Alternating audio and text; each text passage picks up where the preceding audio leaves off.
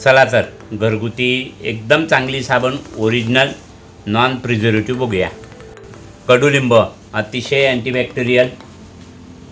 हा आयुर्वेदिकमध्ये टाकळा म्हणतात, गावरान भाषेत तरोटा. अँटीफंगल, गचकरणं, नायटा काही होऊ देत नाही.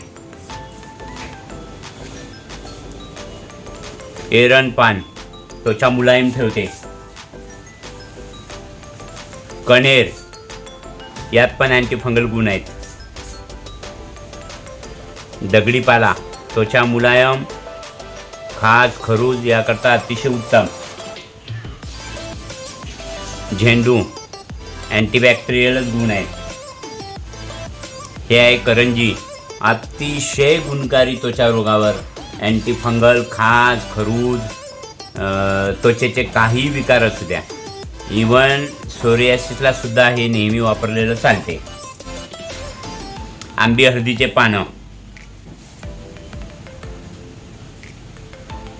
कोरफड त्वचा मुलायम, हराळी त्वचेसाठी अतिशय उत्तम. काळा धोत्रा अँटीफंगल खूप गुण आहेत. रान तुळस त्वचा निरोगी. आणि गुलाब, गावरान गुलाब घेतला अतिशय उत्तम.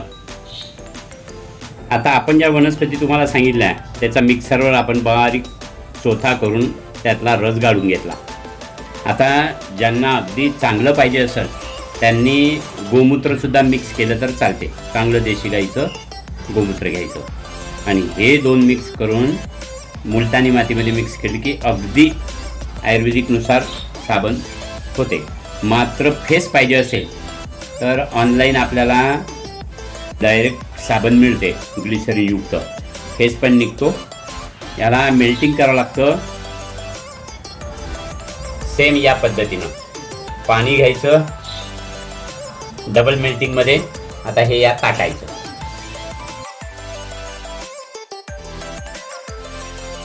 आता आपण जे सोप बेस तुकडे आणले होते ऑनलाईन किंवा विकत मिळतात त्याचं असं पूर्ण लिक्विड झालं पाहिजे हे बघून घ्यायचं. जास्त पण मेल्ट व्हायला नको, अगदी करेक्ट झालं. आता यात ज्या वनस्पतीचा आपण रस तयार केला तो हळूहळू सोडायचा. तुम्हाला गोमूत्र हवं असेल तर आम्ही गोमूत्रच वापरतो, त्यामुळे यात थोडंसं खिलार घ्यायचं. आता हे अगदी 5 मिनटं एकजीव होऊ द्यायचं.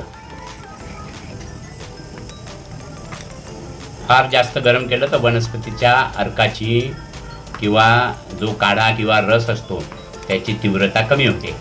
फार करायचं नाही. आता हे झालेलं द्रावण सिलिकॉनचा साबणाचा साचा मिळतो त्यात हळूहळू सोडायचं. गोल पण साचे मिळतात. चौकोनी आमच्या पेशंटकरता सोयीस्कर जाते म्हणून आम्ही ते केलं आहे.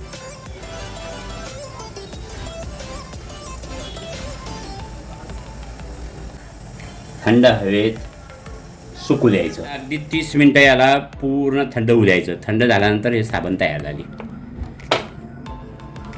अगदी छान साबण तयार होते. आता तुम्हाला सांगायचं तात्पर्य काय आहे, 15 वर्ष झाले आम्ही ही साबण वापरतो. सगळे हेच द्रव्य आणि मुलतानी माती या वनस्पती, यात एक्स्ट्रॉक करंजीची पावडर, एरणची पावडर आणि त्वचारोग अजिबात होऊ नये म्हणून बिलायत. हा पिवळा धोत्रा असतो. सोरियासिस, एक्झिमा अजिबात होऊ देत नाही. आता हे साबणचा फेस होत नाही. हे फक्त आम्ही चेहऱ्यांना वापरायला देतो. खूप चांगला रिझल्ट आहे. आतापर्यंत 50 रुपयाला एक असं नग 15 वर्षात खूप लोकांची मागणी झाली. मात्र ज्यांना अंग धुवायला पाहिजे त्यांच्यासाठी ही सोप आज तयार केलेली आहे. याचा फेससुद्धा बघा.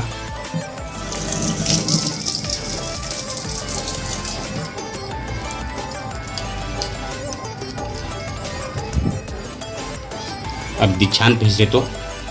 जसा आपण आंघोळीच्या साबणीचा, आणि ग्लिसरीन असल्यामुळं अगदी स्मूथ राहतं. तर मित्रांनो, सध्याच्या स्थितीत फंगल इन्फेक्शन, त्वचारोग खूप वाढत आहे. त्यामुळं त्वचारोग व्हायच्या अगोदर हे जर आपण घरगुती घरी वापरलं, अतिशय सुंदर आहे. माझा अनुभव आहे म्हणून तुम्हाला शेअर करतो. मी हे गेली 15 वर्ष वापरतो आहे, पेशंटला पण देतो.